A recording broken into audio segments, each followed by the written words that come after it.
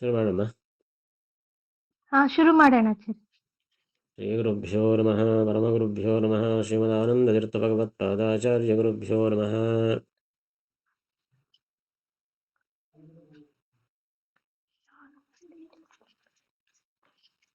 ಹರಿಕಥಾಮೃತಸಾರ ಗುರುಗಳ ಕರುಣದಿಂದ ಪನಿತು ಪೇಳುವೆ ಪರಮ ಭಗವದ್ಭಕ್ತರಿದನಾದರದಿ ಕೇಳುವುದು.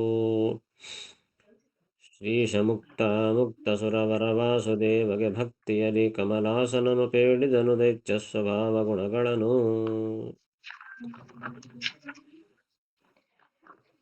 ಶ್ರೀಶ ಮುಕ್ತ ಮುಕ್ತ ಸುರವರ ವಾಸುದೇವಗೆ ಭಕ್ತಿಯಲಿ ಕಮಲಾಸನನು ಪೇಳಿದನು ದೈತ್ಯ ಸ್ವಭಾವ ಗುಣಗಳನ್ನು.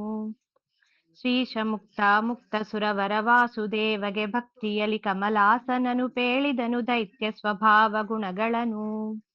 ಈ ರೀತಿಯಾಗಿ ಸಂಧಿಯಲ್ಲಿ ಏನು ಹೇಳ್ತಿದ್ದಾರೆ ಅಂತ ಹೇಳಿದರು. ಏನು, ಭಗವಂತ ಅವನು ಮುಕ್ತ ಸುರರೆಲ್ಲರಿಗೂ ಶ್ರೇಷ್ಠನಾದವನು. ಅಂತಹ ವಾಸುದೇವನಿಗೆ ಭಕ್ತಿಯಿಂದ ಆ ಬ್ರಹ್ಮದೇವರು ದೈತ್ಯರ ಸ್ವಭಾವ ಗುಣಗಳನ್ನು ಹೇಳಿದ್ದಾನೆ ಅಂತ ಇಲ್ಲಿ ತಿಳಿಸಿದರು. ಏನಂತ ಹೇಳಿದ ಎಂಬುದನ್ನು ಮುಂದೆ ಹೇಳುತ್ತಾರೆ. ಎನಗೆ ನಿನ್ನಲಿ ಭಕ್ತಿ ಜ್ಞಾನಗಳೆನಿತಿಹವು. ಎನಗೆ ನಿನ್ನಲಿ ಭಕುತಿ ಜ್ಞಾನಗಳೆನಿತಿಹವು. ಎನಗೆ ನಿನ್ನಲಿ ಭಕುತಿ ಜ್ಞಾನಗಳೆನಿತಿಹವು. ಪ್ರಾಣನಲ್ಲಿ ತಿಳಿಯದೆ ಪ್ರಾಣನಲಿ ತಿಳಿಯದೆ ಪ್ರಾಣನಲಿ ತಿಳಿಯದೆ ಹನುಮದಾದ್ಯವತಾರಗಳ ಭೇದಗಳ ಪೇಳುವವ. ಹನುಮದಾದ್ಯವತಾರಗಳ ಭೇದಗಳ ಪೇಳುವವ. ಹನುಮದಾದ್ಯವತಾರಗಳ ಭೇದಗಳ ಪೇಳುವವ. ಧನುಜ ಘೋರ ಅಂಧ ತಮಸಿಗ್ಯೋಗ್ಯನು. ಧನುಜ ಘೋರಾಂಧತಮಸಿಗ್ಯೋಗ್ಯನು. ಧನುಜ ಘೋರಾಂಧತಮಸಿಗ್ಯೋಗ್ಯನು. ನ ಸಂಶಯ ನಿನ್ನ ಬೈವರ. ನ ಸಂಶಯ ನಿನ್ನ ಬೈವರ. ನ ಸಂಶಯ ನಿನ್ನ ಬೈವರ. ಕೊನೆಯ ನಾಲಿಗೆ ಪಿಡಿದು ಛೇದಿಪೆನೆಂದ ನಬ್ಜ ಭವ. ಕೊನೆಯ ನಾಲಿಗೆ ಪಿಡಿದು ಛೇದಿಪೆನೆಂದನಬ್ಜ ಭವ. ಕೊನೆಯ ನಾಲಿಗೆ ಪಿಡಿದು ಛೇದಿಪೆನೆಂದನಬ್ಜ ಭವ. ಎಂದನು ಅಬ್ಜ ಭವ. ಅಬ್ಜ ಭವ ಅಂತಂದ್ರೆ, ಅಬ್ಜ ಅಂತಂದ್ರೆ ಕಮಲ, ಅಬ್ಜ ಭವ ಅಂದ್ರೆ ಕಮಲದಲ್ಲಿ ಹುಟ್ಟಿದವನು ಅಂದ್ರೆ ಬ್ರಹ್ಮದೇವರು ಅಂತ ಅರ್ಥ. ಎಂದನು ಅಬ್ಜ ಭವ, ಈ ರೀತಿಯಾಗಿ ಎಂದನು, ಈ ರೀತಿಯಾಗಿ ಹೇಳಿದ. ಭಗವಂತನ ಎದುರಿಗೆ ನಿಂತುಕೊಂಡು ಈ ರೀತಿಯಾಗಿ ಹೇಳಿದ ಬ್ರಹ್ಮದೇವರು. ಏನಂತ ಹೇಳಿದ ಅಂದರೆ, ದೈತ್ಯರ ಲಕ್ಷಣಗಳನ್ನು ಹೇಳುತ್ತಾ ಇದ್ದಾನೆ. ಅದರಲ್ಲಿ ಮೊದಲನೇದೇನು ಅಂತಂದರೆ, ಎನಗೆ ನಿನ್ನಲಿ ಭಕ್ತಿ ಜ್ಞಾನಗಳು ಎನಿತಿಹವು. ಪ್ರಾಣನಲ್ಲಿ ತಿಳಿಯದೆ ಹನುಮದಾದಿ ಅವತಾರಗಳ ಭೇದಗಳ ಪೇಳುವವ ಧನುಜ. ಅವನು ಧನುಜ. ಧನುಜ ಅಂತಂದರೆ ರಾಕ್ಷಸ, ಅಸುರ. ಅವನು ಧನುಜ, ಅವನು ಅಸುರ. ಯಾರು ಮೇಲೆ ಹೇಳಿದ ಲಕ್ಷಣಗಳು ಯಾರಿಗಿವೆಯೋ ಅವನು ಧನುಜ ಅಂತ ಮೊದಲನೇ ಲಕ್ಷಣವನ್ನು ಹೇಳ್ತಾ ಇದ್ದಾರೆ. ಏನದು ಅಂತಂದರೆ, ಎನಗೆ ನನಗೆ ಯಾರು ಹೇಳ್ತಾ ಇದ್ದಾರೆ? ಬ್ರಹ್ಮದೇವರು ಹೇಳ್ತಾ ಇದ್ದಾರೆ. ಹೀಗಾಗಿ ಎನಗೆ ಅಂದರೆ ನನಗೆ ಅಂತಂದರೆ ಬ್ರಹ್ಮದೇವರಿಗೆ ಅಂತ ಅರ್ಥ. ಬ್ರಹ್ಮದೇವರಿಗೆ ನಿನ್ನಲಿ ಅಂತಂದರೆ ಎದುರಿಗಿರೋರು ಯಾರು? ಭಗವಂತನಲ್ಲಿ ಭಕ್ತಿ ಜ್ಞಾನಗಳು ಎನಿತಿಹವು. ಭಕ್ತಿ ಜ್ಞಾನಗಳು ಎನಿತಿಹವು ಅಂದರೆ ಎಷ್ಟು ಇವೆಯೋ, ಬ್ರಹ್ಮದೇವರಿಗೆ ಭಗವಂತನಲ್ಲಿ ಎಷ್ಟು ಜ್ಞಾನ ಭಕ್ತಿಗಳಿರ್ತವೋ ಪ್ರಾಣನಲ್ಲಿ ತಿಳಿಯದೆ, ಪ್ರಾಣನಲ್ಲಿ ಅಂದರೆ ಮುಖ್ಯ ಪ್ರಾಣದೇವರಲ್ಲಿ ತಿಳಿಯದೆ ಅಷ್ಟು ವಾಯುದೇವರಿಗೆ ಇರೋದಿಲ್ಲ ಅಂತ ಬ್ರಹ್ಮದೇವರಿಗೆ ವಾಯುದೇವರಿಗೆ ತಾರತಮ್ಯವನ್ನು, ಬ್ರಹ್ಮದೇವರು ದೊಡ್ಡವರು ಪ್ರಾಣದೇವರು ಕಡಿಮೆ ಅಂತ ಯಾರು ತಿಳಿತಾರಲ್ಲ ಅವನು ಧನುಜ, ಅವನ ಅಸುರ. ಹೀಗಾಗಿ ನಾವೇನು ತಿಳಿಬೇಕು? ವಾಯುದೇವರೇ ಬ್ರಹ್ಮರು ಅಂತ ಹೇಳ್ತಾರಣ ನಾಡಿನಲ್ಲಿ. ಹಾಗೆ ವಾಯುದೇವರೇ ಮುಂದೆ ಬರೋ ಬ್ರಹ್ಮದೇವರು, ಅವರ ಸ್ವರೂಪ ಯೋಗ್ಯತೆಯಲ್ಲಿ ಭೇದ ಇಲ್ಲ ಅಂತಂಬ ತಿಳಿಯಬೇಕು. ಅಷ್ಟೇ ಅಲ್ಲ, ಆ ಧನುಜ ಇನ್ನು ಏನಂತ ತಿಳಿತಾನೆ? ಹನುಮದಾದಿ ಅವತಾರಗಳ ಭೇದಗಳ ಪೇಳುವವ.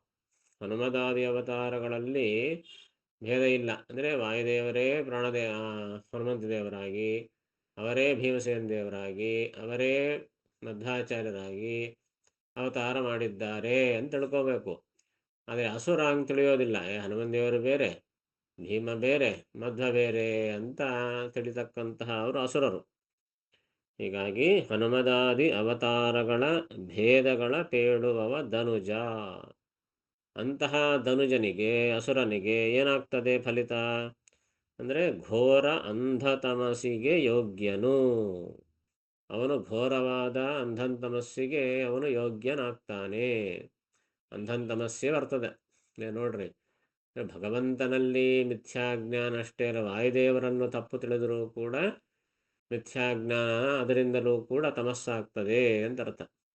ವಾಯುದೇವರಲ್ಲಿಯೂ ಕೂಡ ಸರಿಯಾದಂತಹ ಜ್ಞಾನ ಇರಬೇಕು. ವಾಯುದೇವರ ಅವತಾರಗಳು ಯಾವುವು, ಏನು ಕತಿ ಅಂತ ಸರಿಯಾಗಿ ತಿಳಿದುಕೊಂಡು ಆ ಮೂಲಾವತಾರಕ್ಕೂ ಅವತಾರ ರೂಪಗಳಿಗೂ ಭೇದ ಇಲ್ಲ ಎಂಬುದನ್ನು ಕೂಡ ಚೆನ್ನಾಗಿ ತಿಳಿಯಬೇಕು. ಇಲ್ಲದಿದ್ದರೆ ಅಂಧಂತಮಸ್ಸಾಗ್ತದೆ. ನ ಸಂಶಯ, ಇದರಲ್ಲಿ ಯಾವ ಸಂಶಯವೂ ಇಲ್ಲ. ಇನ್ನೊಬ್ಬರ್ಯಾರು, ನಿನ್ನ ಬೈವರ ಕೊನೆಯ ನಾಲಿಗೆ ಪಿಡಿತು ಛೇದಿಪನೆಂದನು ಅಬ್ಜಭವ. ಬ್ರಹ್ಮದೇವರು ಹೇಳ್ತಾರಂತೆ, ಬ್ರಹ್ಮದೇವರ ಭಕ್ತಿ ಎಂಥದ್ದು ಅಂತಂದರೆ, ಯಾರಾದರೆ ಭಗವಂತನನ್ನು ಬೈತಾರೋ, ನಿನ್ನ ಬೈವರ, ಭಗವಂತನನ್ನು ಬೈತಕ್ಕಂತಹ ಅವರ ಕೊನೆಯ ನಾಲಿಗೆ ಪಿಡಿದು, ಅವರ ಕೊನೆಯ ನಾಲಿಗೆಯನ್ನು ಹಿಡಿದುಕೊಂಡು ಛೇದಿಪೆನು, ನಾಲಿಗೆಯನ್ನೇ ಛೇದನ ಮಾಡಿಬಿಡ್ತೀನಿ. ಇದು ಭೀಮಸೇನ ದೇವರ ಪ್ರತಿಜ್ಞೆ. ಯಾರು ಪರೋಕ್ಷದಲ್ಲಿ ಭಗವಂತನ ನಿಂದನೆಯನ್ನು ಮಾಡಿದರೂ ಕೂಡ ಅವರ ನಾಲಿಗೆ ನಾನು ಛೇದನ ಮಾಡಿಬಿಡ್ತೀನಿ ಅಂತ ಭೀಮಸೇನ ದೇವರ ಪ್ರತಿಜ್ಞೆ. ಹೀಗೆ ಆ ರುಜುದೇವತೆಗಳು, ಬ್ರಹ್ಮದೇವರಿಗೆ ಯೋಗ್ಯರಾಗಿರತಕ್ಕಂಥವರೆಲ್ಲರೂ ಈ ರೀತಿಯ ಪ್ರತಿಜ್ಞೆ ಮಾಡ್ತಾರೆ. ಅಷ್ಟು ಅವರಿಗೆ ಭಗವಂತನಲ್ಲಿ ಅನವರತವಾದ ಸರ್ವೋತ್ತಮತ್ವ ಪ್ರಕಾರವಾದ ಭಕ್ತಿ ಅವರಿಗಿರ್ತದೆ ಅಂತ ಈ ಮೊದಲನೇ ಪದ್ಯದಲ್ಲಿ ತಿಳಿಸ್ತಾ ಇದ್ದಾರೆ. ಗೊತ್ತಾಯ್ತಲ್ಲ? ಅರ್ಥ ಆಯ್ತು ಆಚಾರ್ಯ. ಬರ್ಕೊಳ್ಳಿ. ಹಾ. ನನಗೆ ನಿನ್ನಲ್ಲಿ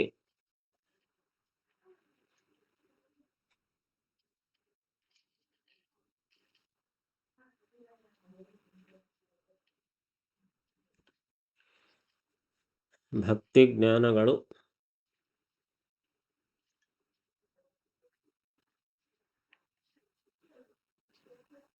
ಎಷ್ಟು ಇವೆಯೋ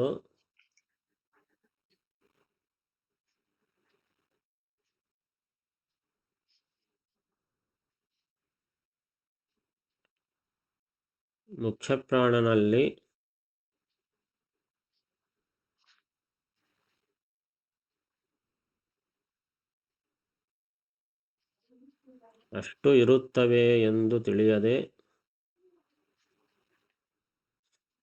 ಅಷ್ಟು ಇರುತ್ತವೆ ಎಂದು ತಿಳಿಯದೆ,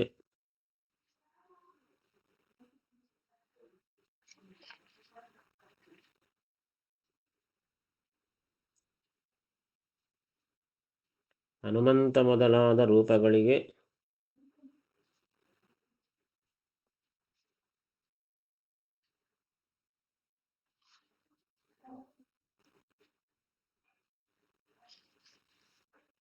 ಭೇದವನ್ನು ಹೇಳುವವನು ಅಸುರ.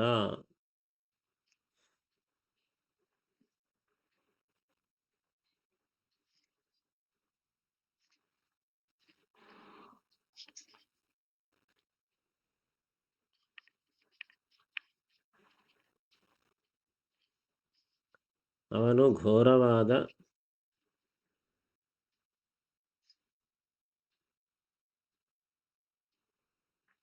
ಅಂಧಂತಮಸ್ಸಿಗೆ ಯೋಗ್ಯನು.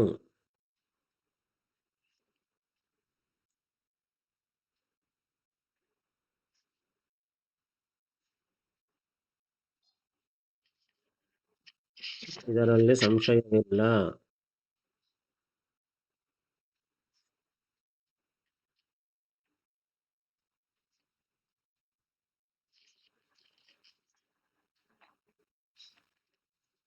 ನಿನ್ನನ್ನು ಬೈಯುವವರ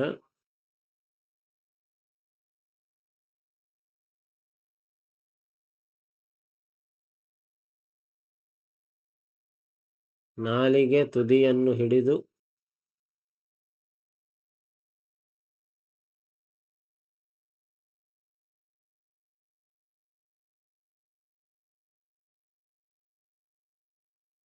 ಕತ್ತರಿಸುವೆ ಎಂದು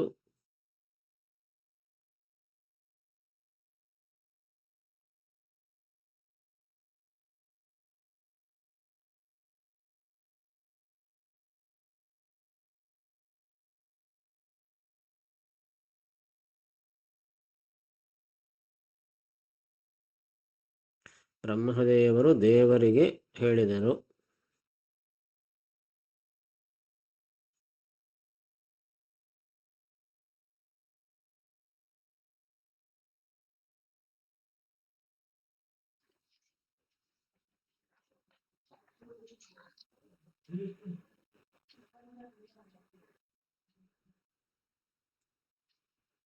ಎನಗೆ ನಿನ್ನಲ್ಲಿ ಭಕ್ತಿ ಜ್ಞಾನಗಳೆನಿತಿಹವು ಪ್ರಾಣನಲ್ಲಿ ತಿಳಿಯದೆ. ಎನಗೆ ನಿನ್ನಲಿ ಭಕುತಿ ಜ್ಞಾನಗಳೆನಿತಿಹವು ಪ್ರಾಣನಲ್ಲಿ ತಿಳಿಯದೆ. ಎನಗೆ ನಿನ್ನಲಿ ಭಕುತಿ ಜ್ಞಾನಗಳೆನಿತಿಹವು ಪ್ರಾಣನಲ್ಲಿ ತಿಳಿಯದೆ. ಹನುಮದಾಜ್ಯವತಾರಗಳ ಭೇದಗಳ ಪೇಳುವವ. ಹನುಮದಾದ್ಯವತಾರಗಳ ಭೇದಗಳ ಪೇಳುವವ. ಹನುಮದಾದ್ಯವತಾರಗಳ ಭೇದಗಳ ಪೇಳುವವ. ಧನುಜ ಘೋರ ಅಂಧ ತಮಸಿಗ್ಯೋಗ್ಯನು ನ ಸಂಶಯ ನಿನ್ನ ಬೈವರ. ಧನುಜ ಘೋರಾಂಧ ತಮಸಿಗೆ ಯೋಗ್ಯನು ನ ಸಂಶಯ ನಿನ್ನ ಬೈವರ. ಧನುಜ ಘೋರಾಂಧ ತಮಸಿಗೆ ಯೋಗ್ಯನು ನ ಸಂಶಯ ನಿನ್ನ ಬೈವರ. ಕೊನೆಯ ನಾಲಿಗೆ ಪಿಡಿದು ಛೇದಿಪೆನೆಂದನಬ್ಜ ಭವ. ಕೊನೆಯ ನಾಲಿಗೆ ಪಿಡಿದು ಛೇದಿಪೆನೆಂದನಬ್ಜ ಭವ. ಕೊನೆಯ ನಾಲಿಗೆ ಪಿಡಿದು ಛೇದಿಪೆನೆಂದನಬ್ಜ ಭವ. ಜ್ಞಾನ ಬಲ ಸುಖ ಪೂರ್ಣ ವ್ಯಾಪ್ತಗೆ. ಜ್ಞಾನ ಬಲ ಸುಖ ಪೂರ್ಣ ವ್ಯಾಪ್ತಗೆ. ಜ್ಞಾನ ಬಲ ಸುಖ ಪೂರ್ಣ ವ್ಯಾಪ್ತಗೆ. ಹೀನ ಗುಣನೆಂಬವನು ಈಶ್ವರ. ಹೀನ ಗುಣನೆಂಬುವನು ಈಶ್ವರ. ಹೀನ ಗುಣನೆಂಬುವನು ಈಶ್ವರ. ತಾನೇ ಎಂಬವ ಸಚ್ಚಿದಾನಂದಾತ್ಮಗುತ್ಪತ್ತಿ. ನಾನೇ ಎಂಬುವ ಸಚ್ಚಿದಾನಂದಾತ್ಮಗುತ್ಪತ್ತಿ. ನಾನೇ ಎಂಬುವ ಸಚ್ಚಿದಾನಂದಾತ್ಮಗುತ್ಪತ್ತಿ. ಶ್ರೀನಿತಂಬಿನಿಗೀಶಗೆ. ಶ್ರೀನಿತಂಬಿನಿ ಈಗೀಶಗೆ. ಶ್ರೀನಿತಂಬಿನಿ ಈಶಗೆ. ವಿಯೋಗಾನುಚಿಂತನೆ. ವಿಯೋಗಾನುಚಿಂತನೆ. ವಿಯೋಗಾನುಚಿಂತನೆ. ಛೇದಭೇದ ವಿಹೀನ ದೇಹಗೆ. ಛೇದಭೇದ ವಿಹೀನ ದೇಹಗೆ. ಛೇದಭೇದ ವಿಹೀನ ದೇಹಗೆ. ಶಸ್ತ್ರಗಳ ಭಯ ಪೇಳುವವ ದೈತ್ಯ. ಶಸ್ತ್ರಗಳ ಭಯ ಪೇಳುವವ ದೈತ್ಯ. ಶಸ್ತ್ರಗಳ ಭಯ ಪೇಳುವವ ದೈತ್ಯ. ನೋಡಿ, ಅಂದರೆ ಇದು ಎಷ್ಟು ಮುಖ್ಯ ಈ ಸಂಧಿ ಅಂತಂಬೋದು. ಯಾವುದು ಮಾಡಬಾರದು ಅದನ್ನೆಲ್ಲ ಇಲ್ಲಿ ಹೇಳ್ತಾ ಇದ್ದಾರೆ. ಈ ರೀತಿಯಾಗಿ ಮಾಡಿದರೆ ಅವನು ತಮಸ್ಸಿಗೆ ಯೋಗ್ಯ. ಅವು ಮುಖ್ಯ ತಿಳ್ಕೋಬೇಕು. ಏನು ಮಾಡ್ತೀವೋ ಅದು ಮುಂದೆ, ಏನು ಮಾಡಬಾರದು ತಿಳ್ಕೋಬೇಕಲ್ಲ. ತಮಸ್ಸಿಗೆ ಹೋದ ಹಂಗೆ ನಾವು ಸೇಫ್ ಆಗಿದ್ದು ಬಿಟ್ರೆ ಮುಂದೆ ನಿಶ್ಚಿಂತೆ, ಎಲ್ಲಿ ಹೋದ್ರೂ ಪರವಾಗಿಲ್ಲ. ತಮಸ್ಸಿಗೆ ಹೋದರೆ ಗೋವಿಂದ. ಹೀಗಾಗಿ ಆ ತಮಸ್ಸಿಗೆ ಯೋಗ್ಯರಾದಂತಹ ದೈತ್ಯರ ಲಕ್ಷಣಗಳೇನು ಅಂತ ಅದಕ್ಕೆ ಲಿಸ್ಟ್ ಮಾಡಿ ಹೇಳ್ತಾ ಇದ್ದಾರೆ. ಅಂದರೆ ಏನಂತ ಅರ್ಥ, ಇಲ್ಲಿ ಹೇಳಿರತಕ್ಕಂತಹ ಆ ಲಕ್ಷಣಗಳನ್ನು ಎಂದೆಂದೂ ನಾವು ಪಡೆಯಬಾರದು. ಆ ರೀತಿಯಾಗಿ ನಾವೆಂದೂ ಚಿಂತನೆ ಮಾಡಬಾರದು. ಈ ಮಾರ್ಗ ನಾವು ಫಾಲೋ ಆಗಬಾರದು ಅಂತ ಅರ್ಥ. ವ್ರತಕ್ಕೆ ಏನು ಬರಲ್ಲ ಅಂತ ತಿಳ್ಕೊಂಡು ಹೋಗ್ತೀವಲ್ಲ ಮೊದಲು, ಹಂಗೆ ಯಾವುದು ಬರಲ್ಲ ಅಂತ ತಿಳ್ಕೋಬೇಕು. ಹಾಗೆ ತಮಸ್ಸಿಗೆ ಯೋಗ್ಯವಾದದ್ದು ಯಾವುದು ಅಂತ ತಿಳ್ಕೊಂಡ್ಬಿಟ್ರೆ ಆ ಕಡೆಗೆ ಹೋಗದಂಗಿದ್ಬಿಟ್ರೆ ನಿಶ್ಚಿಂತೆ. ಅದಕ್ಕಾಗಿ ಅದನ್ನು ಹೇಳ್ತಾ ಇದ್ದಾರೆ. ಈ ರೀತಿಯಾಗಿ ಎಂದೆಂದಿಗೂ ಚಿಂತನೆ ಮಾಡಬಾರದು. ಹಾಗೆ ಚಿಂತನೆ ಮಾಡಿದವರು ದೈತ್ಯರು, ಅವರು ತಮೋಯೋಗ್ಯರು ಅಂತ ಅರ್ಥ. ಏನಂತ ಚಿಂತನೆ ಮಾಡ್ತಾರೆ ಅವರು ದೈತ್ಯರು ಅಂದರೆ ಅದನ್ನು ಒಂದೊಂದೊಂದೊಂದು ಹೇಳ್ತಾ ಇದ್ದಾರೆ. ಜ್ಞಾನ ಬಲ ಸುಖ ಪೂರ್ಣ ವ್ಯಾಪ್ತಗೆ ಹೀನ ಗುಣನೆಂಬವನು. ಭಗವಂತ ನಿಜವಾಗಿ ಎಂಥವನು? ಜ್ಞಾನ ಬಲ ಸುಖ ಪೂರ್ಣ. ಜ್ಞಾನದಿಂದ ಬಲದಿಂದ ಸುಖದಿಂದ ಪೂರ್ಣನಾದವನು ಭಗವಂತ. ಅಂದರೆ ಅವನಲ್ಲಿ ಜ್ಞಾನ ಬಲ ಸುಖಗಳು ಪೂರ್ಣವಾಗಿವೆ, ಎಂದೆಂದೂ ಕೊರತೆ ಇಲ್ಲ. ಮತ್ತು ವ್ಯಾಪ್ತಗೆ, ಅವನು ವ್ಯಾಪ್ತ, ಸರ್ವತ್ರ ವ್ಯಾಪ್ತ, ಅವನು ಇಲ್ಲದಿರುವ ಸ್ಥಳನೇ ಇಲ್ಲ. ಅಂತಹ ಭಗವಂತನಿಗೆ ಇವರೇನಂತಾರ? ಹೀನಗುಣನು ಎಂಬುವನು. ಅವನು ಹೀನಗುಣ, ಭಗವಂತನಿಗೆ ಇಷ್ಟೇ ಗುಣ ಅವ, 8 ಗುಣ ಇವೆ, ಲಿಮಿಟೇಷನ್ಸ್ ಹೇಳ್ತಕ್ಕಂತಹ ಅವರು. ಭಗವಂತನಿಗೆ ಇಷ್ಟೇ ಗುಣ ಇವೆ, ಅನಂತ ಗುಣ ಅಂತ ತಿಳಿಯೋದಿಲ್ಲ. ಸ್ವಲ್ಪೇ ಗುಣಗಳವ ಅಥವಾ ಕಡಿಮೆ ಗುಣಗಳಿವೆ, ಅಷ್ಟು ಜ್ಞಾನ ಇಲ್ಲ ಅಥವಾ ಅಷ್ಟು ಶಕ್ತಿ ಇಲ್ಲ ಅಂತ ಹಿಂಗೆಲ್ಲ ಯಾರು ತಿಳಿತಾರಲ್ಲ, ಇವರು ದೈತ್ಯರು. ಇದು ಮೊದಲನೇ ಲಕ್ಷಣ. ಇನ್ನೊಂದು ಎರಡನೇದೇನು? ಈಶ್ವರ ತಾನೇ ಎಂಬವ, ಇದು ಎರಡನೇದು. ಇನ್ನು ನಾನೇ ಈಶ್ವರ ಅಂತಂದ್ಬಿಟ್ರೆ, ನಾನೇ ದೇವರು ಅಂದ್ಬಿಟ್ರೆ ಗೋವಿಂದ. ಭಗವಂತನಿಗೆ ಗುಣಗಳು ಕಡಿಮೆವೆ ಅಂತ ಹೇಳೋದು ಅದು ದೈತ್ಯರು. ನಾನೇ ಈಶ್ವರ ಅಂತಂದರೆ ಅದು ಇನ್ನೂ ದೈತ್ಯರ ಲಕ್ಷಣನೇ. ಇದು ಎರಡನೇದು. ಇನ್ನು ಮೂರನೇದು ಸಚ್ಚಿದಾನಂದಾತ್ಮಕ ಉತ್ಪತ್ತಿ. ಸಚ್ಚಿದಾನಂದ ಆತ್ಮ ಭಗವಂತ ಸತ್ ಚಿತ್ ಆನಂದ ಆತ್ಮ ಅಂತ 4 ಗುಣಗಳನ್ನು ಮನುಷ್ಯರು ಉಪಾಸನೆ ಮಾಡಬೇಕು ಅಂತ ಹೇಳ್ತಾರೆ ಶಾಸ್ತ್ರಗಳಲ್ಲಿ. ದೇವತೆಗಳು ಅನಂತ ಗುಣಗಳನ್ನು ಚಿಂತನೆ ಮಾಡ್ತಾರೆ. ಮುಂದ ಯೋಗ್ಯತಾ ಹೆಚ್ಚಾಗುವ ಕೊద్దಿ ಉತ್ತಮ ಗುಣಗಳನ್ನು, ಹೆಚ್ಚಿನ ಗುಣಗಳನ್ನು ಉಪಾಸನೆ ಮಾಡ್ತಾರೆ. ಮನುಷ್ಯರಾದವರು ಈ 4 ಗುಣಗಳನ್ನು ಉಪಾಸನೆ ಮಾಡಬೇಕು ಅಂತ ಶಾಸ್ತ್ರದಲ್ಲಿ ಹೇಳ್ತಾರೆ. ಸತ್ ಚಿತ್ ಆನಂದ ಆತ್ಮ ಅಂತ 4 ಗುಣಗಳು. ಸತ್ ಅಂದರೆ ನಿರ್ದುಷ್ಟ ಅಂತ ಅರ್ಥ. ಭಗವಂತ ನಿರ್ದುಷ್ಟ, ಅವನಲ್ಲಿ ಯಾವ ಗುಣಗಳು ಯಾವ ದೋಷಗಳು ಇಲ್ಲ ಅಂತ ತಿಳ್ಕೋಬೇಕು. ಸತ್. ಚಿತ್ ಅಂದರೆ ಜ್ಞಾನ, ಭಗವಂತ ಜ್ಞಾನ ಸ್ವರೂಪ. ಆನಂದ, ಭಗವಂತ ಆನಂದಪೂರ್ಣ. ಆತ್ಮ ಅಂದರೆ ಸ್ವಾಮಿ, ನನ್ನ ಸ್ವಾಮಿಯಾಗಿದ್ದಾನೆ ಭಗವಂತ. ಹೀಗೆ ಈ 4 ಗುಣಗಳನ್ನು ಪ್ರಧಾನವಾಗಿ ಮನುಷ್ಯರು ಉಪಾಸನೆ ಮಾಡಬೇಕು ಅಂತ ಹೇಳ್ತಾರೆ. ಅಂತಹ ಸಚ್ಚಿದಾನಂದಾತ್ಮನಾದ ಆ ಭಗವಂತನಿಗೆ ಉತ್ಪತ್ತಿ. ಅಂತಹ ಭಗವಂತನು ಕೂಡ ಹುಡ್ತಾನೆ ಅಂತ ಹೇಳ್ಕೊಂಡ್ರೆ, ಕೃಷ್ಣ ಹುಟ್ಟಿದ, ರಾಮ ಹುಟ್ಟಿದ, ನಮ್ಮಂತೆ ಅವನು ಕೂಡ ಹುಡ್ತಾನೆ. ಬಹಳ ಜನ ಉಪನ್ಯಾಸಗಳಲ್ಲಿ ಒಬ್ರು ಹೇಳ್ತಾ ಇರ್ತಾರೆ, ಭಗವಂತ ಮನುಷ್ಯರಂತೆ ಹುಡ್ತಾನೆ, ಅವನು ಮನುಷ್ಯರಂತೆ ದುಃಖಪಟ್ಟ.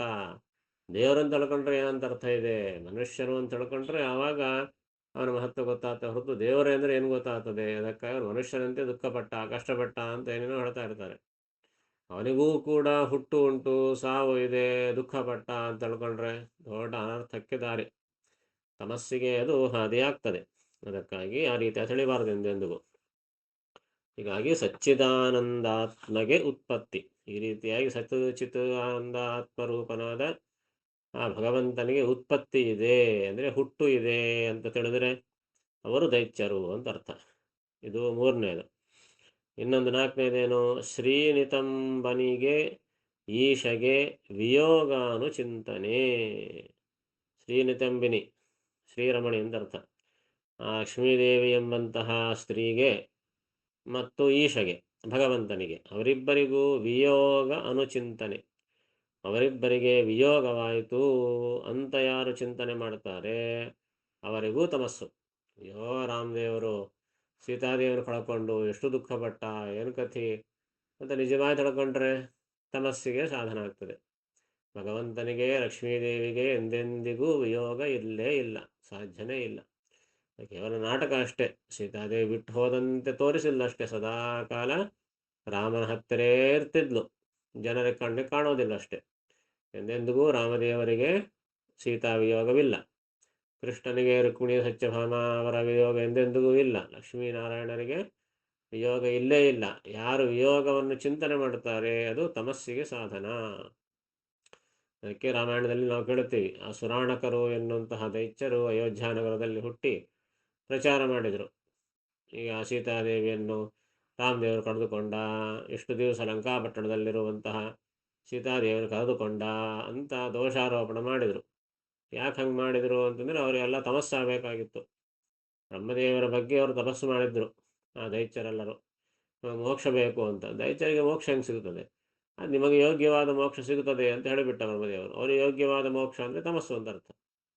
ಅವರು ಧೈರ್ಯದಿಂದ ಬೇಕಾದಷ್ಟು ಸೀತಾರಾಮರಿಗೆ ವಿಯೋಗ ಮಾಡುವಂತೆ ಮಾಡಿದರು ಅವರು. ಹೀಗಾಗಿ ಅವರು ತಮಸ್ಸಿಗೆ ಹೋದರು. ಅದಕ್ಕಾಗಿ ಸೀತಾರಾಮರಿಗೆ ವಿಯೋಗವನ್ನು ಚಿಂತನೆ ಮಾಡಬಾರದು. ಶ್ರೀನಿತಂಬಿನಿಗೆ ಈಶಗೆ ವಿಯೋಗಾನು ಚಿಂತನೆ, ಇದು ಒಂದು ತಮಸ್ಸಿಗೆ ಸಾಧನ. ಇನ್ನು ಛೇದ ಭೇದ ವಿಹೀನ ದೇಹಗೆ ಶಸ್ತ್ರಗಳ ಭಯ ಹೇಳುವವ ದೈತ್ಯ. ಇನ್ನೊಂದೇನು, ಛೇದ ಭೇದ ವಿಹೀನ ದೇಹಗೆ. ಭಗವಂತನ ದೇಹ ಎಂಥದ್ದು? ಛೇದ ಭೇದ ಯಾವುದೂ ಇಲ್ಲ. ಛೇದ ಭೇದ ವಿಷಾದ ಕುಟಿಲ ಅಂತಾದಿ ಮಧ್ಯ ವಿದೂರ ನಾದಾನಾದಿ ಕಾರಣ ಬಾದರಾಯಣ ಅಂತ ಭಗವಂತನನ್ನು ಸ್ತೋತ್ರ ಮಾಡಿದಿರಲ್ಲ. ಭಗವಂತನಿಗೆ ಛೇದ ಭೇದ ವಿಷಾದ ಕುಟಿಲಾಂತಾದಿ ಮಧ್ಯ ವಿದೂರ, ಅವನು ಇವೆಲ್ಲ ಇಲ್ಲ ಅಂತ ಅರ್ಥ. ಛೇದ ಭೇದ, ಛೇದ ಅಂದರೆ ಕಟ್ಟಾಗೋದು, ತುಂಡು ಮುರಿಯೋದು, ಭೇದ ಇವೆಲ್ಲವೂ ಕೂಡ ವಿಹೀನ, ಯಾವುದೂ ಇಲ್ಲ ಅಂತಹ ದೇಹ ಭಗವಂತನದ್ದು. ಛೇದ ಭೇದ ವಿಷಾದ ದೇಹಗೆ, ಅಂತಹ ಭಗವಂತನ ದೇಹಕ್ಕೆ ಶಸ್ತ್ರಗಳ ಭಯ. ಅವನು ಕೂಡ ಶಸ್ತ್ರಗಳಿಂದ ಭಯಪಟ್ಟ. ಏನು ಭಯಂಕರವಾದಂತಹ ಆ ಮಹಾಭಾರತ ಸಂಗ್ರಾಮ.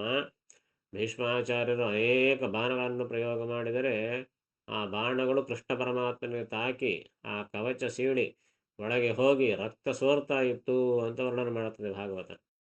ಹಾಗೇ ತಿಳ್ಕೊಂಡ್ಬಿಟ್ರೆ ಅಯ್ಯಯ್ಯೋ ಪಾಪ ಎಂಥ ಕಷ್ಟ ಬಂತು ಕೃಷ್ಣನಿಗೆ, ಪಾಪ ಎಲ್ಲ ರಕ್ತ, ಎಷ್ಟು ಒದ್ದಾಡಿದ್ನೋ ಏನೋ ಅಂತ ಅಂದ್ಕೊಂಡು ಕೂತ್ರೆ ನಾವು ಒದ್ದಾಡಬೇಕಾ ಬರುತ್ತೆ ಮತ್ತ ತಮಸ್ಸಿನಲ್ಲಿ.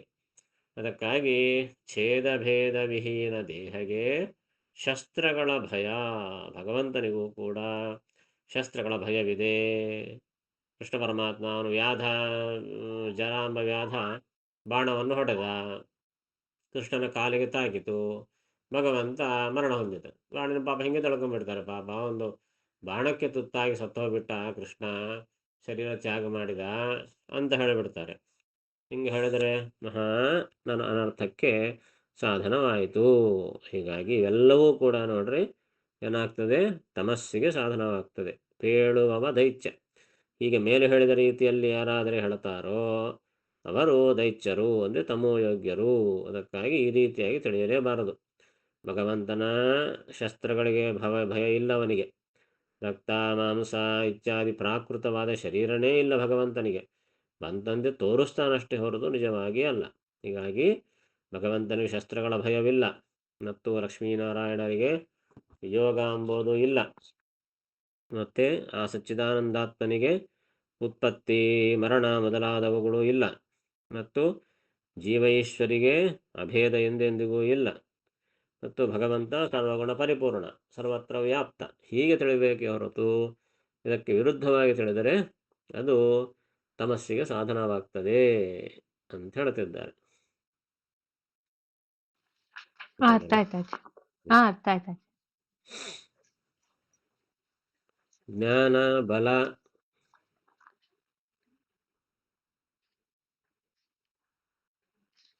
ಆನಂದಗಳಿಂದ ಪೂರ್ಣನು,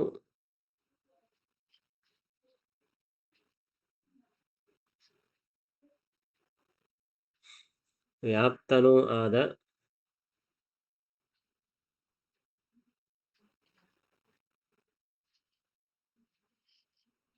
ಶ್ರೀಹರಿಯನ್ನು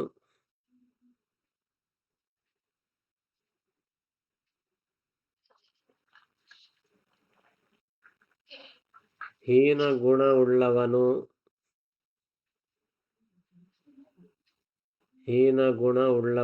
ಎಂದು ಹೇಳುವವನು.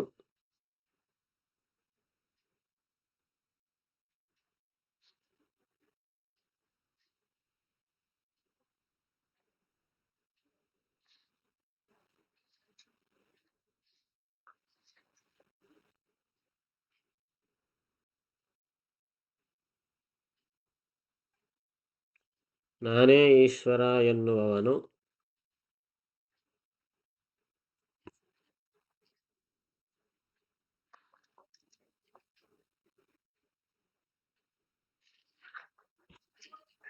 ಸಚ್ಚಿದಾನಂದಾತ್ಮನಾದ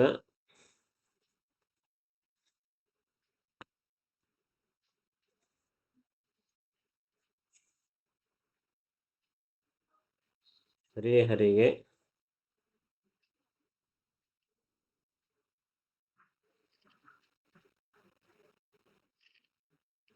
ಜನ್ಮ ಇದೆ ಎಂದು ಹೇಳುವವನು.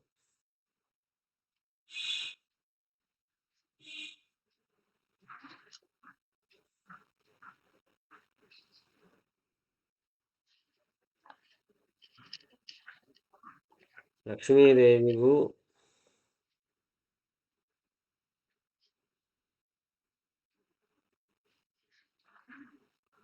ಶ್ರೀಹರಿಗೂ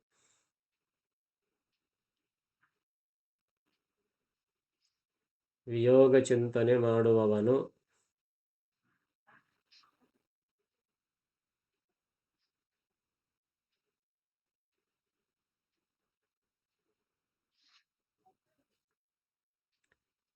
ಛೇದ ಭೇದಗಳಿಲ್ಲದ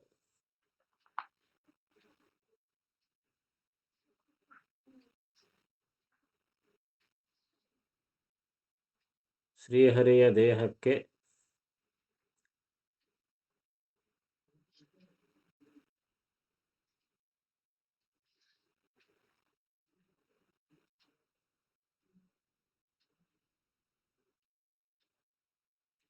ಶಸ್ತ್ರಗಳಿಂದ ಭಯವಿದೆ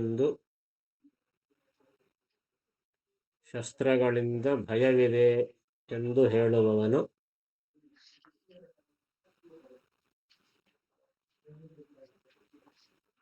ದೈತ್ಯನು.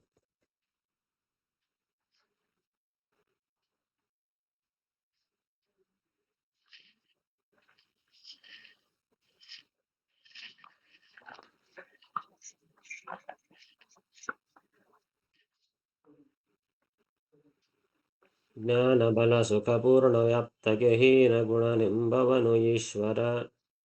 ಜ್ಞಾನ ಬಲ ಸುಖ ಪೂರ್ಣ ವ್ಯಾಪ್ತಗೆ ಹೀನ ಗುಣನೆಂಬವನು ಈಶ್ವರ.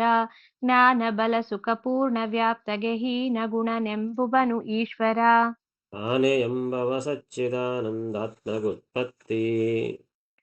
ನಾನೇ ಎಂಬುವ ಸಚ್ಚಿದಾನಂದಾತ್ಮಗುತ್ಪತ್ತಿ. ನಾನೇ ಎಂಬುವ ಸಚ್ಚಿದಾನಂದಾತ್ಮಗುತ್ಪತ್ತಿ. ಶ್ರೀನಿತಂಬನಿಗೀಶಗೆ ವಿಯೋಗಾನುಚಿಂತನೆ.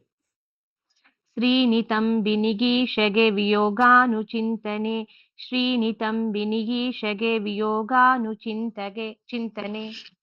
ಛೇದ ಭೇದ ವಿಹೀನ ದೇಹಗೆ ಶಸ್ತ್ರಗಳ ಭಯಪೇಳುವವ ದೈತ್ಯ. ಛೇದ ಭೇದ ವಿಹೀನ ದೇಹಗೆ ಶಸ್ತ್ರಗಳ ಭಯಪೇಳುವವ ದೈತ್ಯ. ಛೇದ ಭೇದ ವಿಹೀನ ದೇಹಗೆ ಶಸ್ತ್ರಗಳ ಭಯಪೇಳುವವ ದೈತ್ಯ. ಲೇಷ ಭಯ ಶೋಕಾದಿ ಶೂನ್ಯಗೆ. ಲೇಷ ಭಯ ಶೋಕಾದಿ ಶೂನ್ಯಗೆ. ಲೇಷ ಭಯ ಶೋಕಾದಿ ಶೂನ್ಯಗೆ. ಕ್ಲೇಶಗಳ ಪೇಳುವವ ರಾಮ.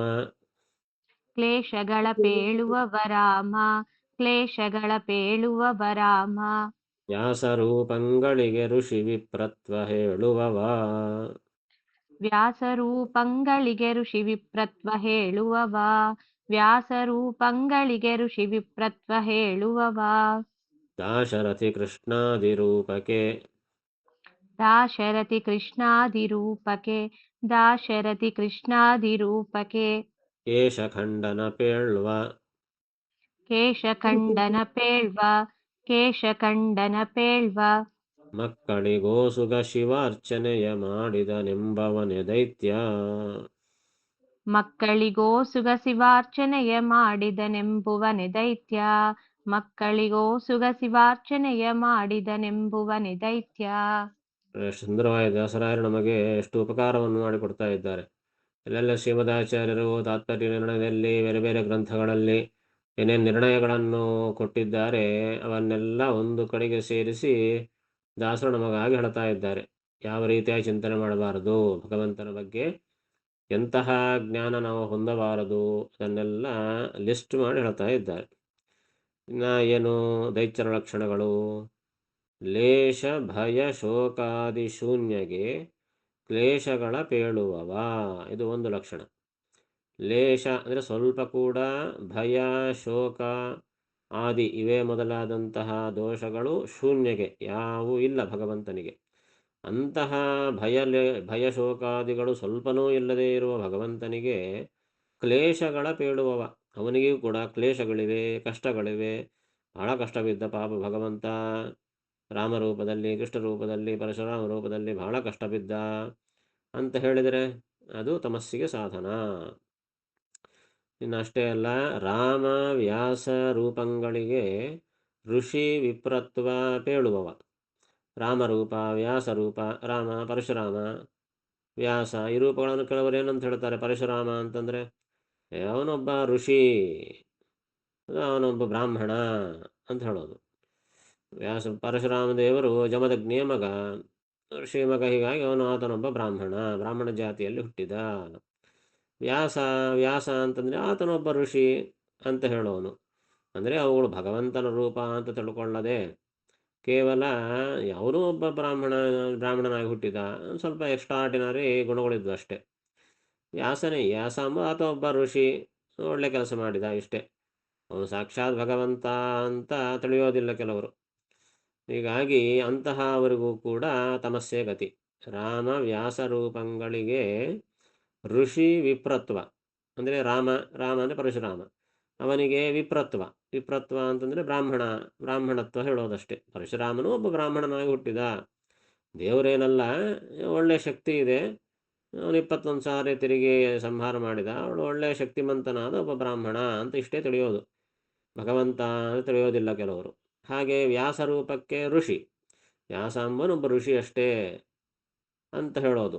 ಹಿಂಗ ಯಾರು ಹೇಳ್ತಾರಲ್ಲ ಅವನು ಕೂಡ ದೈತ್ಯನೇ. ಇನ್ನು ದಾಶರಥಿ ಕೃಷ್ಣಾದಿ ರೂಪಕ್ಕೆ ಕೇಶಖಂಡನ. ರಾಮನಾಗಿದ್ದಾಗ ದಾಶರಥಿ ಅಂದರೆ ದಶರಥನ ಮಗ ರಾಮಚಂದ್ರ, ಕೃಷ್ಣ ಈ ರೂಪಗಳಲ್ಲಿ ಕೇಶಖಂಡನ ಮಾಡಿಕೊಂಡ, ಕ್ಷೌರ ಮಾಡಿಕೊಂಡ. ಹಾಗಾದರೆ ಭಗವಂತನಿಗೂ ಕೂಡ ಪಾಪ ಕೂದಲು ಬೆಳಿತವ, ಹೋಗಿ ಅವನು ಬಾರ್ಬರ್ ಶಾಪ್ ಹೋಗಿ ಕಟಿಂಗ್ ಮಾಡಿಸ್ಕೊಂಬರ್ತಾನ, ಪಾಪ ಬೆಳೆದು ಬಿಡ್ತಾವ, ಪಾಪ ಭಾಳ ಅಡ್ಡ ಬರ್ತಿರ್ತದ.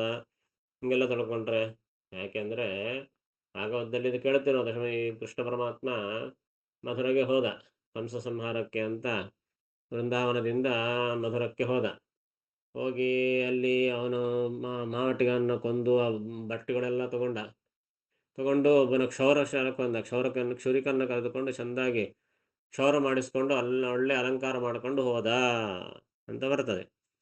ಹಾಗಾದರೆ ಪಾಪ ಇವನಿಗೂ ಕೂಡ ಕೂದಲು ಬೆಳೀತಾ ಇರ್ತವೆ, ನಮ್ಮಂತೆ ಪ್ರಾಕೃತ ಶರೀರ ಇದೆ, ಅವನು ಕೇಶಖಂಡನಾದಿಗಳು ಮಾಡಿಸ್ಕೊಳ್ಳುತ್ತಾನೆ ಅಂತ ಪ್ರಾಕೃತ ಶರೀರಕ್ಕೆ ಇದ್ದಂತೆ ಅವನಿಗೂ ಈ ದೋಷಗಳಿವೆ ಅಂತ ತಿಳ್ಕೊಂಡ್ರೆ ಅದು ತಮಸ್ಸಿಗೆ ಸಾಧನ. ಎಲ್ಲ ಸುಮ್ಮನೆ ತೋರಿಕೆಗೆ ಅಷ್ಟೇ. ನಿಜವಾಗಿ ಭಗವಂತನ ಕೇಶ ಅಂದರೆ ಏನು? ಅದು ಸಚ್ಚಿದಾನಂದ ಭಗವಂತನ ರೂಪನೇ, ಅದು ಕೂಡ ನವನಾರಿ ಕುಂಜರ ಇದ್ದಂತೆ. ಮುಂದೆ ತಿಳ್ಕೊಂಡವಲ್ಲ, ಮೂಲ ರೂಪದ ಒಂದು ಕೃಷ್ಣ ಕೇಶವೇ ಕೃಷ್ಣನಾಗಿ ಬಂದು ಹುಟ್ಟಿದ್ದು, ಮತ್ತು ಅವನಿಗೂ ಕೇಶಗಳು, ಅವನಿಗೂ ಕೂದಲುಗಳವ ಅಂತಂದರೆ ಅದು ಕೂಡ ಸಚ್ಚಿದಾನಂದ ಭಗವದ್ ರೂಪನೇ ಅವೆಲ್ಲ ಕೂಡ. ಮತ್ತು ಅವೆಲ್ಲ ಖಂಡನ ಮಾಡಿಕೊಂಡ ಅಂತಂದರೆ ಸುಮ್ಮನೆ ಮೇಲೆ ತೋರಿಕೆಗೆ ಅಷ್ಟೇ. ಕೂದಲು ಬೆಳೆದಂತೆ ತೋರಿಸೋದು, ಅದನ್ನು ಕಟ್ ಮಾಡಿಕೊಂಡಂತೆ ತೋರಿಸೋದು, ಇವೆಲ್ಲ ನಾಟಕನೇ ಹೊರತು ನಿಜವಾಗಿ ಪ್ರಾಕೃತ ದೇಹಕ್ಕೆ ಬೆಳೆದಂತೆ ಅವನಿಗೇನು ಬೆಳೆಯೋದಿಲ್ಲ. ಹಂಗೆ ತಿಳ್ಕೊಂಡ್ರೆ ಅದು ತಮಸ್ಸಿಗೆ ಸಾಧನ. ದಾಶರಥಿ ಕೃಷ್ಣಾದಿ ರೂಪಕ್ಕೆ ಕೇಶ ಖಂಡನ ಪೇಳುವ, ಇದು ಒಂದು. ಮತ್ತೆ ಮಕ್ಕಳಿಗೋಸುಗ ಶಿವಾರ್ಚನೆಯ ಮಾಡಿದನೆಂಬುವನು. ಮತ್ತು ಭಾಗವತ ಹೇಳುತ್ತದೆ, ಮಕ್ಕಳಿಗೋಸುಗ, ಮಕ್ಕಳ ಸಲುವಾಗಿ ಶಿವಾರ್ಚನೆ ಮಾಡಿದ ಕೃಷ್ಣದೇವರು ಹಿಮಾಲಯಕ್ಕೆ ಹೋದ, ಬದೇ ಕ್ಷೇತ್ರಕ್ಕೆ ಹೋದ, ಅಲ್ಲಿ ರುದ್ರದೇವರ ಬಗ್ಗೆ ತಪಸ್ಸು ಮಾಡಿದ, ರುದ್ರದೇವರು ಪ್ರತ್ಯಕ್ಷರಾಗಿ ಮಗ ಆಗಲಿ ಅಂತ ವರ ಕೊಟ್ಟ, ಮಗ ಆದ, ಪ್ರದ್ಯುಮ್ನ ಮಗನಾದ ಅಂತ ಹೇಳುತ್ತದೆ. ಹಂಗೆ ತಿಳ್ಕೊಂಡ್ಬಿಟ್ರೆ ಅದಕ್ಕಾಗಿ ಶ್ರೀಮದಾಚಾರ್ಯರ ತಾತ್ಪರ್ಯಕ್ಕೆ ಅನುಗುಣವಾಗಿ ನಾವು ಭಾಗವತ, ರಾಮಾಯಣ, ಭಾರತಾದಿಗಳನ್ನು ಕೇಳಬೇಕು. ಇಲ್ಲದೆ ಹೋದರೆ ಬರೇ ಮೂಲ ನೋಡ್ಕೊಂತ ಹೋಗಿಬಿಟ್ರೆ ಎಲ್ಲ ಅನರ್ಥಗಳೇ ಆಗ್ತವೆ, ನೇರವಾಗಿ ತಮಸ್ಸಿಗೆ ಹೋಗಬೇಕಾಗಿ ಬರ್ತದೆ. ಅದಕ್ಕಾಗಿ ಶ್ರೀಮದಾಚಾರ್ಯರ ಉಪಕಾರ ನಮಗೆ ಎಷ್ಟಿದೆ ಅಂತಂಬೋದು ಗೊತ್ತಾಗ್ತದೆ. ಹೀಗಾಗಿ ಮಕ್ಕಳಿಗೋಸ್ಕರವಾಗಿ ಹೋಗಿಲ್ಲ, ರುದ್ರದೇವರಿಗೆ ಅನುಗ್ರಹ ಮಾಡಲಿಕ್ಕೆ ಹೋಗುತ್ತಾನಷ್ಟೆ. ಆ ರುದ್ರದೇವರ ಕಣ್ಣಿನಿಂದ ಭಸ್ಮನಾದ ಮನ್ಮಥನನ್ನೇ ಮತ್ತು ಮಗನಾಗಿ ಪಡೆದ, ಪ್ರದ್ಯುಮ್ನಾಗಿ ಪಡೆದ ಕೃಷ್ಣ. ರುದ್ರದೇವರು ಹೇಳ್ತಾನೆ, ನಾನು ನಿನಗೆ ತಪಸ್ಸು ಮಾಡಿದಂತೆ ನಟನ ಮಾಡ್ತೀನಿ, ನೀನು ನನಗೆ ವರ ಕೊಟ್ಟಂತೆ ನಟನ ಮಾಡು, ಪರಸ್ಪರ ನಾಟಕ ಮಾಡೋಣ ಅಂಥೇಳಿ ಮಾಡಿದರು, ತಗೊಂಡ್ರು ಅಷ್ಟೇ ಹೊರತು ಸರ್ವೋತ್ತಮನಾದ ಭಗವಂತನಿಗೆ ರುದ್ರದೇವರು ಹೆಂಗೆ ವರ ಕೊಡ್ತಾರೆ? ಹೀಗಾಗಿ ಇವೆಲ್ಲವೂ ಕೂಡ ನಾಟಕ. ನಿಜವಾಗಿ ತಿಳ್ಕೊಂಡ್ಬಿಟ್ರೆ ಮಕ್ಕಳಿಗಾಗಿ ಪಾಪ ಕೃಷ್ಣನು ಕೂಡ ತಪಸ್ಸು ಮಾಡಿದ ರುದ್ರದೇವರ ಬಗ್ಗೆ ಅಂತ. ಅಷ್ಟು ತಪಸ್ಸು ಮಾಡೋನಾಗಿದ್ದರೆ 16,108 ಹೆಣ್ಣು ಸ್ತ್ರೀಯರಲ್ಲಿ ಒಬ್ಬೊಬ್ಬರಲ್ಲಿ 10 ಜನ ಗಂಡು ಮಕ್ಕಳು, ಒಬ್ಬ ಹೆಣ್ಣು ಮಗಳು. ಹಿಂಗ ಕ್ಯಾಲ್ಕುಲೇಟೆಡ್ ಆಗಿ ಯಾರಾದರೂ ಮಕ್ಕಳನ್ನು ಪಡಿತಾರ? ಹೀಗಾಗಿ 16,108 ಜನರಲ್ಲಿ ಕ್ಯಾಲ್ಕುಲೇಟೆಡ್ ಆಗಿ ಕ್ರಮವಾಗಿ ತಪ್ಪದೇ ಪಡೆದ ಕೃಷ್ಣ.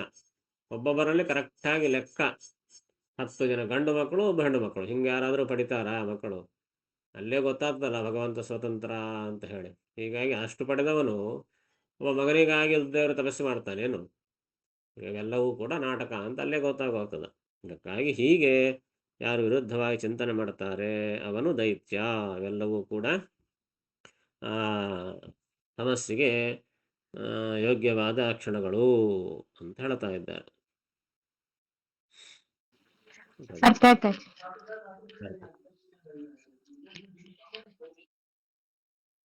ಸ್ವಲ್ಪವೂ ಭಯ ಶೋಕ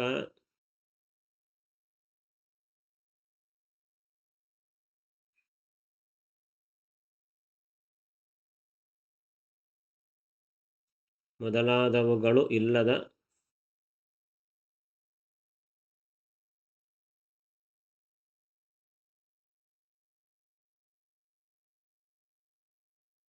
ಶ್ರೀಹರಿಗೆ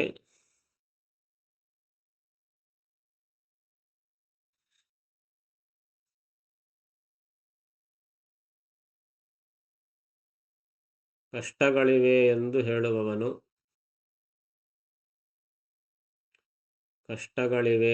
ಹೇಳುವವನು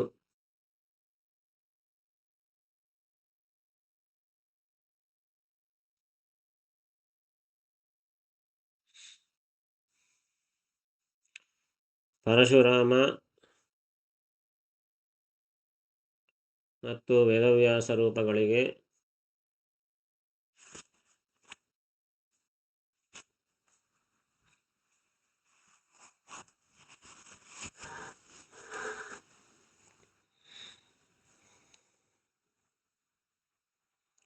ವಿಪ್ರತ್ವ ಋಷಿತ್ವ ಹೇಳುವವನು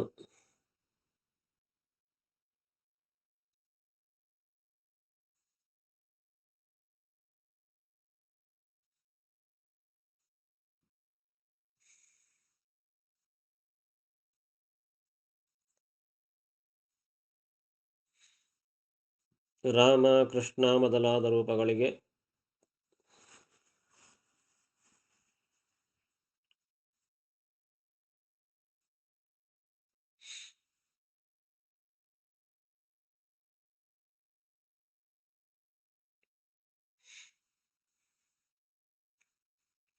ಕ್ಷೌರ ಮೊದಲಾದವುಗಳು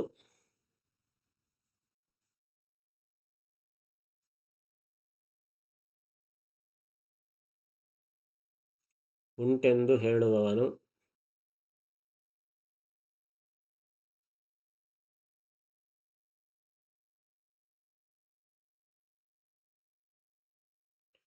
ಕೃಷ್ಣ ರೂಪದಿಂದ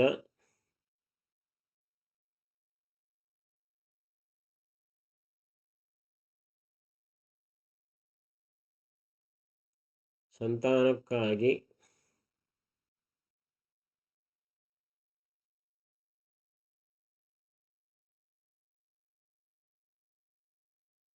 ಶಿವನ ಆರಾಧನೆ ಮಾಡಿದ ಎಂದು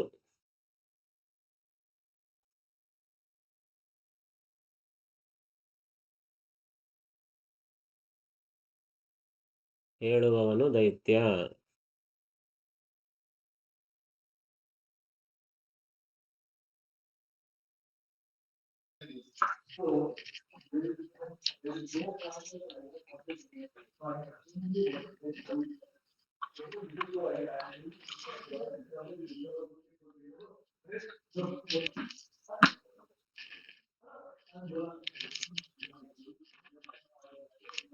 ದೇಶ ಭಯ ಶೋಕಾದಿ ಶೂನ್ಯಗೆ ಕ್ಲೇಶಗಳ ಪೇಳುವವ. ಲೇಷ ಭಯ ಶೋಕಾದಿ ಶೂನ್ಯಗೆ ಕ್ಲೇಶಗಳ ಪೇಳುವವ. ಲೇಷ ಭಯ ಶೋಕಾದಿ ಶೂನ್ಯಗೆ ಕ್ಲೇಶಗಳ ಪೇಳುವವ. ರಾಮವ್ಯಾಸ ರೂಪಂಗಳಿಗೆ ಋಷಿ ವಿಪ್ರತ್ವ ಪೇಳುವವ. ರಾಮವ್ಯಾಸ ರೂಪಂಗಳಿಗೆ ಋಷಿ ವಿಪ್ರತ್ವ ಪೇಳುವವ. ರಾಮವ್ಯಾಸ ರೂಪಂಗಳಿಗೆ ಋಷಿ ವಿಪ್ರತ್ವ ಪೇಳುವವ. ದಾಶರಥಿ ಕೃಷ್ಣಾದಿರೂಪಕ್ಕೆ ಕೇಶಖಂಡನ ಪೇಳುವ. ದಾಶರಥಿ ಕೃಷ್ಣಾದಿರೂಪಕ್ಕೆ ಕೇಶಖಂಡನ ಪೇಳ್ವ. ದಾಶರಥಿ ಕೃಷ್ಣಾದಿರೂಪಕ್ಕೆ ಕೇಶಖಂಡನ ಪೇಳ್ವ. ಮಕ್ಕಳಿಗೋಸುಗ ಶಿವಾರ್ಚನೆಯ ಮಾಡಿದನೆಂಬವನ ದೈತ್ಯ. ಮಕ್ಕಳಿಗೋಸುಗ ಶಿವಾರ್ಚನೆಯ ಮಾಡಿದನೆಂಬುವನೆ ದೈತ್ಯ. ಮಕ್ಕಳಿಗೋಸುಗ ಶಿವಾರ್ಚನೆಯ ಮಾಡಿದನೆಂಬುವನೆ ದೈತ್ಯ. ಸಂಶಯ ಇದ್ದರೆ ಕೇಳುವ.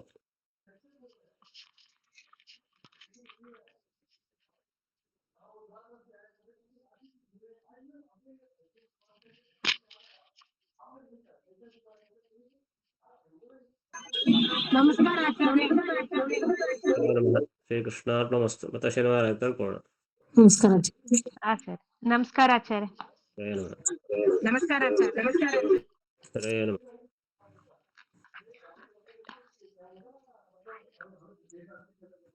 ಆಚಾರ್ಯ ಕೂಡ ಬಿಟ್ರ